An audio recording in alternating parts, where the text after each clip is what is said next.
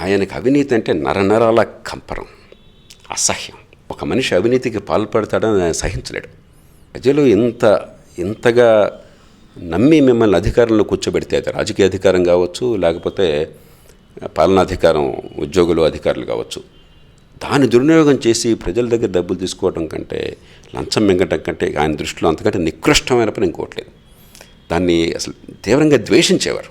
వ్యతిరేకించడం అన్నది చాలా చిన్న మాట, ద్వేషించేవారు.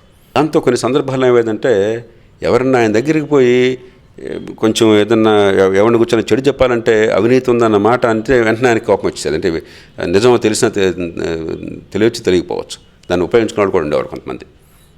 కానీ అవినీతి అంటే దరిదాపులు అనిచ్చేవారు కదా, అసలు పొరపాటును కూడా అంతటి తీవ్రమైనటువంటి భావావేశం ఆయన చూపెట్టేవారు.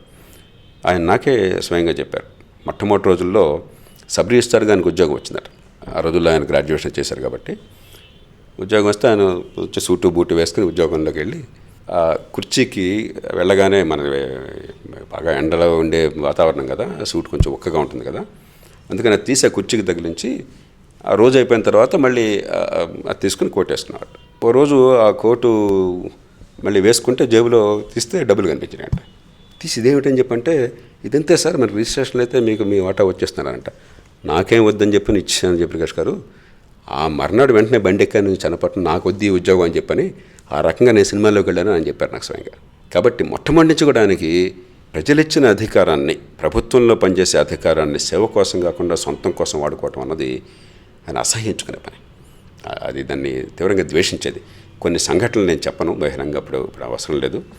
కొందరు మంత్రులు సైతం తప్పులు చేశారని తెలిసినప్పుడు, ఇవాళ దీనిలో చూస్తే చాలా చిన్న తప్పులేవి, ఏదో 3-4 లక్షల రూపాయలు కకృతిపడే ట్రాన్స్ఫర్లు జరిగిన సంఘటనలు ఉన్నాయని తెలిస్తే ఆయన మంత్రుల్ని మందలించిన తీరు నేను స్వయంగా చూశాను.